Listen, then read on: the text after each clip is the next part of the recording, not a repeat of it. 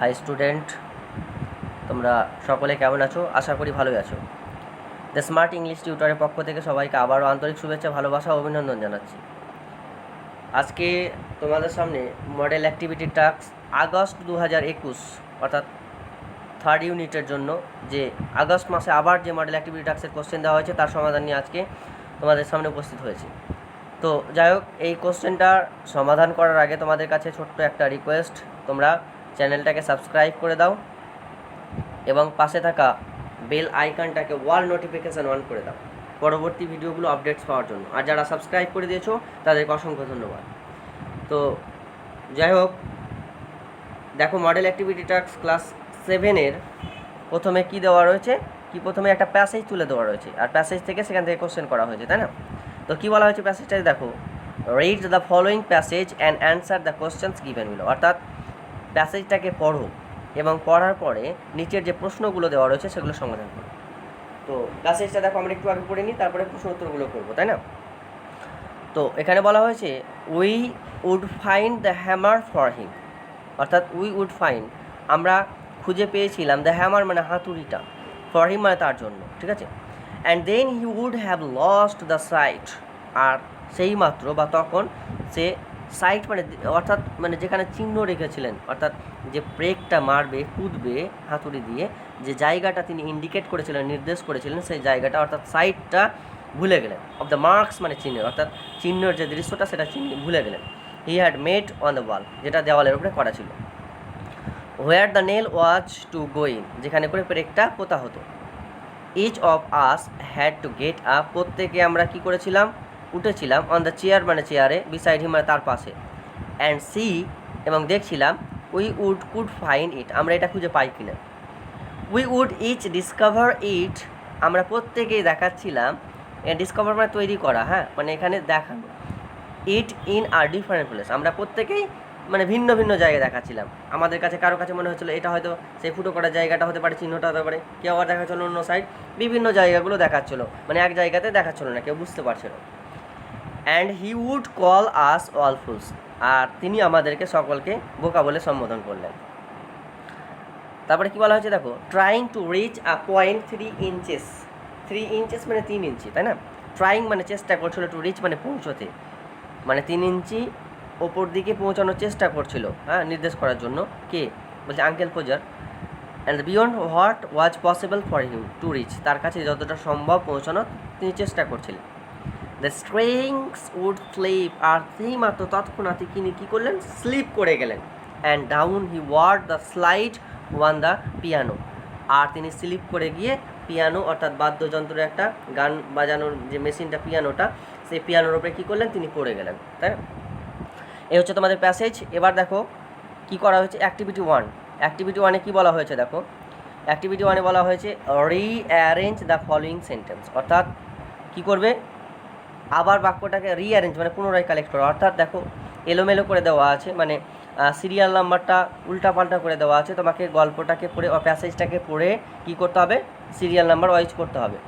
তো দেখো এখানে করে যা গল্পটা পড়লাম, প্রথম লাইনটা এলো দ্য হ্যামার ওয়াজ ফাউন্ড, প্রথম লাইনটা এটা আছে, তার জন্য এটাকে আমরা 1 করেছি। তারপরে uncle Podger would lose the sight of the mark, তারপরে পোজার কাকু ওই চিহ্নটা ভুলে গেছিলেন, এটা দ্বিতীয় নাম্বার পজিশনে আসছে, তাই এটাকে 2 করেছি। তারপরে দেখো every one has to get up the chair beside him, তার পাশে সবাই চেয়ারের উপরে উঠে পড়েছিল দাগটাকে দেখানোর জন্য, হ্যাঁ, এটা তারপরে লাইনটা পড়েছে, সেই জন্য এটা 3 করা হয়েছে। Each of us would discover a new place, সবাই নতুন নতুন জায়গা কী করেছিল, ডিসকভার করেছিল, তার জন্য এটা 4 নম্বরে আসছে, এটা 4 করেছি। আর লাস্ট এটা 5 আছে অবশ্যই, হি ফেল ওয়ান দ্য পিয়ানো, সে পিয়ানোর উপর পড়ে গেছিলো, এটা লাস্ট লাইন আসছে, সেই জন্য 5 করা হয়েছে। তো তোমাদের পাশে এরকমভাবে বক্স দেওয়া রয়েছে কোশ্চেনগুলো, তো তোমরা বক্সের মধ্যে এইভাবে সিরিয়াল নাম্বারগুলো বসিয়ে দিবে, ঠিক আছে? তাহলে এটা রিঅ্যারেঞ্জ হয়ে গেল, মানে সাজানো হয়ে গেল ঠিকঠাক করে। এটা অ্যাক্টিভিটি 1-এর সমাধান। এবার চলো অ্যাক্টিভিটি 2-এ কী বলা হয়েছে একটু দেখে নিই। অ্যাক্টিভিটি 2 বলেছে অ্যান্সার দ্য ফলোয়িং কোশ্চেন্স, অর্থাৎ নিচের প্রশ্নগুলোর উত্তর দাও। ফার্স্ট কোশ্চেনটা কী বলা হয়েছে, ফার্স্ট কোশ্চেনে বলা হয়েছে why was it necessary for each of them to get up one the chair beside him. তো এখানে দেখো নেসেসারি মানে কি, নেসেসারি মানে প্রয়োজন, যে হোয়াই ওয়াজ ইট নেসেসারি, কেন এটা প্রয়োজন হয়েছিল, ফর ইচ মানে প্রত্যেকের, অফ দেম মানে তাদের মধ্যে, টু গেট আপ মানে চাপতে, ওয়ান দ্য চেয়ার মানে চেয়ারে, বিসাইড হিম মানে তার পাশে, তার পাশে বলতে এখানে কার পাশে, পোজার কাকুর পাশে। তো পোজার কাকুর কাছে চাপতে কেন কেন প্রয়োজন হয়েছিল সবার? অ্যান্সারটা কী হবে? অ্যান্সারটা হবে যে uncle Podger lost the mark on the wall. Podger কাকু যে ছাপটা, যে মার্কটা, চিহ্নটা ছিল, সেটা হারিয়ে ফেলেছিলেন। দেওয়ালের উপরে যেটা চিহ্ন দিয়েছিলেন ওই পেরেকটাকে পোতার জন্য, to put the nail, nail মানে পেরেকটাকে পোতানোর জন্য যে দাগটা দিয়েছিলেন, যে চিহ্নটা দিয়েছিলেন, সেটাকে পোজার কাকু হারিয়ে ফেলেছিলেন। দ্যাট ওয়াজ হোয়াই, এই কারণে ইচ অফ দেম, তাদের মধ্যে সকলেই, had to get up on the চেয়ারে উঠে পড়েছিলেন, বিসাইড হিম, তার পাশে, if they could find it, যদি তারা এটা খুঁজে পায়, সেই উদ্দেশ্যে তারা চেয়ারে চেপে পড়েছিলেন। এবার দেখো তারপরে কী বলা হয়েছে বি নাম্বারে বলা হয়েছে যে হোয়াই ডিড আঙ্কেল, পূজার কাকুর কথা বলা হয়েছে, consider each of them to be fools. কেন পূজার কাকু এটা বিবেচনা করলেন যে যার কারণে তিনি সবাইকে বোকা বলে সম্বোধন করলেন?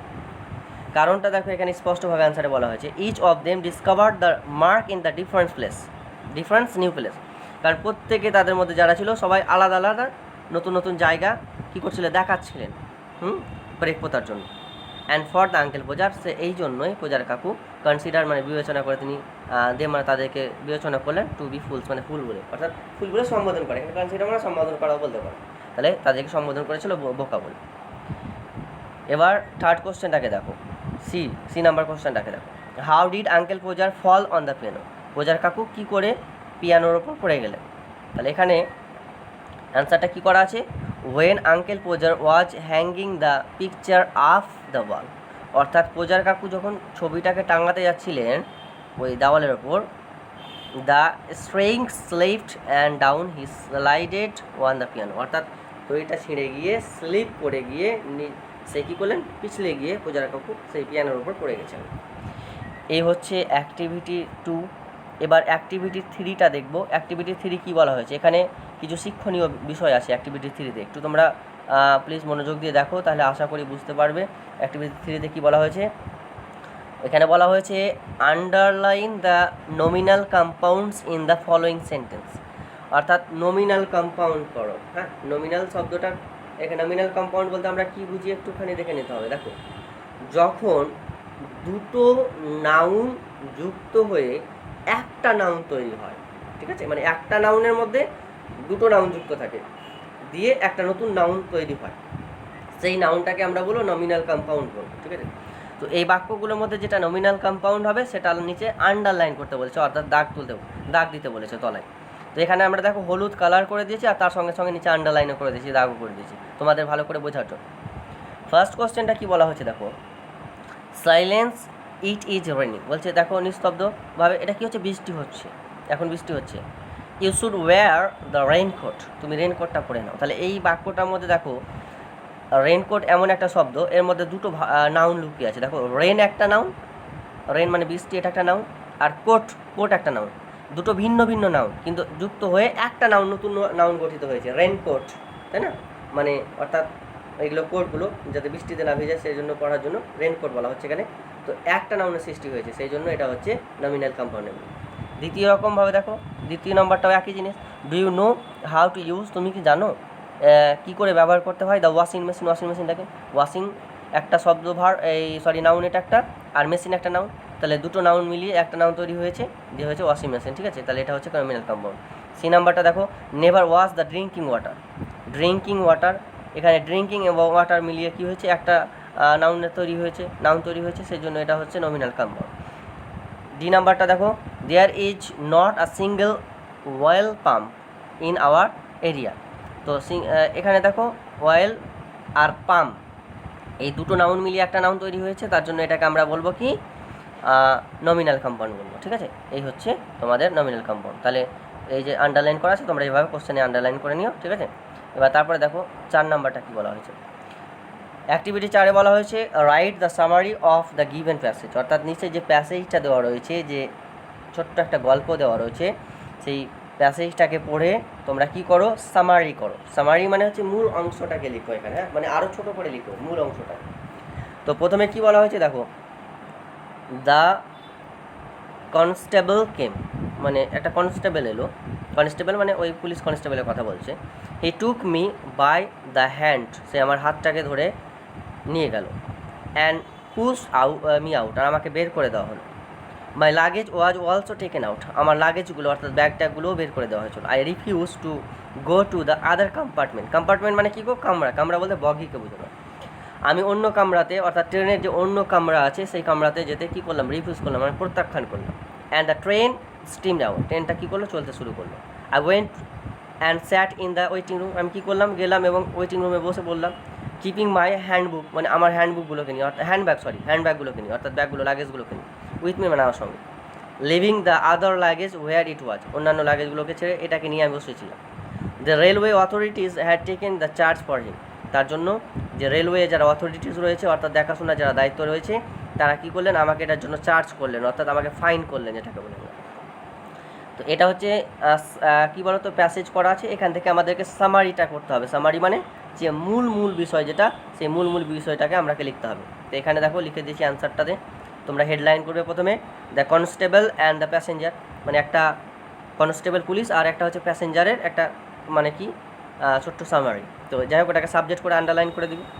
তারপরে দেখো মেন কথাগুলো আমি লিখে দিচ্ছি। The constable pushed the passenger out with his luggage, মানে একটা কনস্টেবল পুলিশ কী করলো, এলো এবং প্যাসেঞ্জারটাকে এবং তার ব্যাগ সমেত তাদেরকে বের করে দেওয়া হয়েছিল।